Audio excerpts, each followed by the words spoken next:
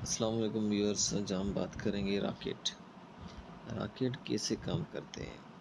عام خیال سے ہٹ کر ایک راکٹ خلا میں زیادہ بہتر اور تیزی سے حرکت کرتا ہے بنسبت زمین کی فضا میں۔ راکٹ ایکشن ری ایکشن پر نہیں چلتا۔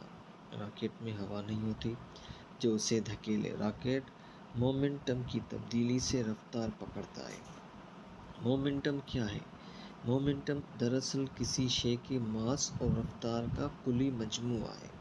فرض کیجئے ایک راکٹ میں ایندھن گیسوں یا سالڈ شکل میں جمع ہوتا ہے۔ راکٹ کی اوپری حصے پر پے لوڈ ہوتا ہے جس میں کوئی سیٹلائٹ، سپیسکرافٹ یا خلائی دوربین وغیرہ بند ہوتی ہے۔ اب جب راکٹ زمین پر ہے تو اس کا مکمل مومنٹم زمین کے لحاظ سے صفر ہوتا ہے کیونکہ یہ حرکت میں نہیں ہوتا۔ جب اس میں ایندھن جلتا ہے تو راکٹ کے نچلے حصے سے گیسیں باہر کی طرف نکلتی ہیں۔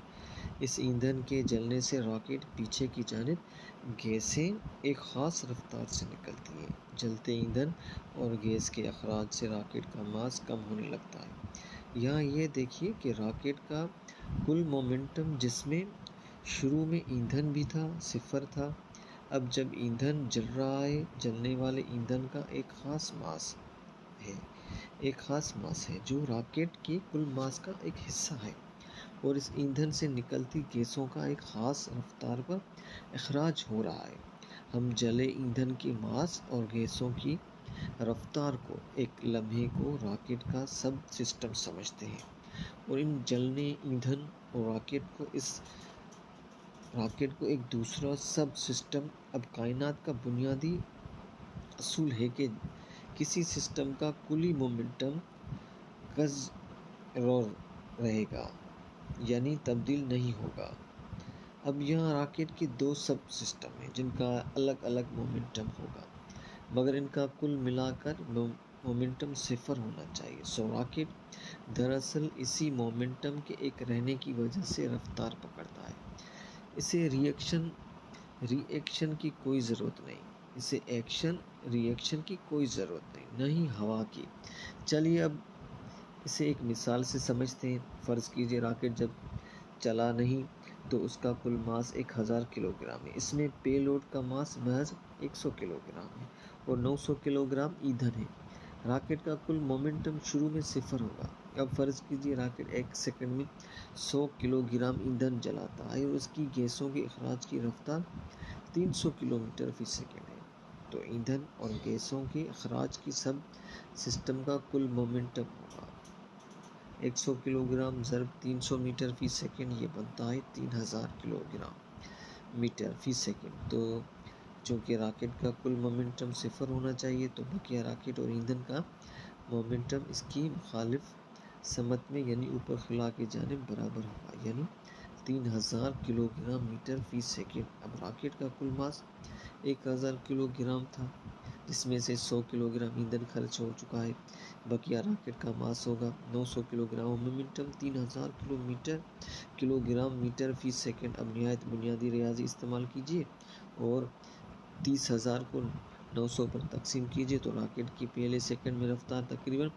33 میٹر فی سیکنڈ ہوگی۔ اب آپ دیکھ سکتے ہیں کہ راکٹ کی کل رفتار ایندھن کے جلنے سے بڑھتی جائے گی، چونکہ ایندھن کا ماس جلنے سے کل ماس کم ہو جائے گا۔ یہاں یہ بات یاد رکھیے کہ ایک راکٹ جس قدر بھاری ہوگا اسے اوپر جانے میں اس قدر زیادہ ایندھن درکار ہوگا۔ تقریباً 1 کلو گرام ماس میں اضافے پر 1 کلو گرام ایندھن زیادہ چاہیے۔ لہٰذا جب کوئی اسپیس مشن تخلیق کیا جاتا ہے تو حد درجہ کوشش کی جاتی ہے کہ پے لوڈ کا وزن کم سے کم ہوتا کہ مشن پر لاگت کم سے کم آئے۔ امید ہے اب آپ کو سمجھ آ گئی ہوگی کہ ایک راکٹ ایکشن ری ایکشن پر نہیں بلکہ مومنٹم کنزرویشن کی بنیادی اصولوں پر کام کرتا ہے۔ دیکھیے، یہ جان کر آپ خلاؤں کا سفر بآسانی کر سکتے ہیں، اور چونکہ زمین پر ہوا ہوتی ہے جو راکٹ کی خلاف مزاحمت کرتی ہے، لہٰذا زمین پر راکٹ کی رفتار کم ہوتی ہے اور اسے زیادہ ایندھن خرچ کرنا پڑتا ہے بنسبت خلا کے، جہاں ہوا بھی نہیں ہوتی اور جہاں زمین کی کشش ثقل بھی معمولی ہوتی ہے۔ اگر ہم چاند یا مریخ سے ایک راکٹ کو لانچ کریں تو ہم وہاں گریویٹی اور فضا کے نہ ہونے یا معمولی ہونے کی باعث کم ایندھن استعمال کر کے بے حد رفتار حاصل کر سکتے ہیں اور خلاؤں میں زیادہ دور تک اور آسانی سے جا سکتے ہیں۔ یہی وجہ ہے کہ اپولو مشنز کے دوران آپ کو چاند سے اوپر آنے کے لیے کوئی راکٹ نہیں بلکہ ایک چاند گاڑی ہی کافی تھی جس میں طاقتور تھرسٹر لگے ہوئے تھے۔ مستقبل میں انسان چاند سے یا مریخ سے جب راکٹ لانچ کریں گے تو اس سے وہ زیادہ آسانی سے خلاؤں کے سفر کر سکیں گے۔ چلتے چلتے بتاتا چلوں کہ ایک بندوق سے جب آپ گولی چلاتے ہیں تو آپ کو پیچھے کی جانب جھٹکا بھی اسی اصول کے تحت لگتا ہے کہ گولی کا اور بندوق کا مومنٹم برابر ہونا چاہیے۔ خوش رہیں، سائنس سیکھتے رہیں۔ اوکے، اللہ حافظ۔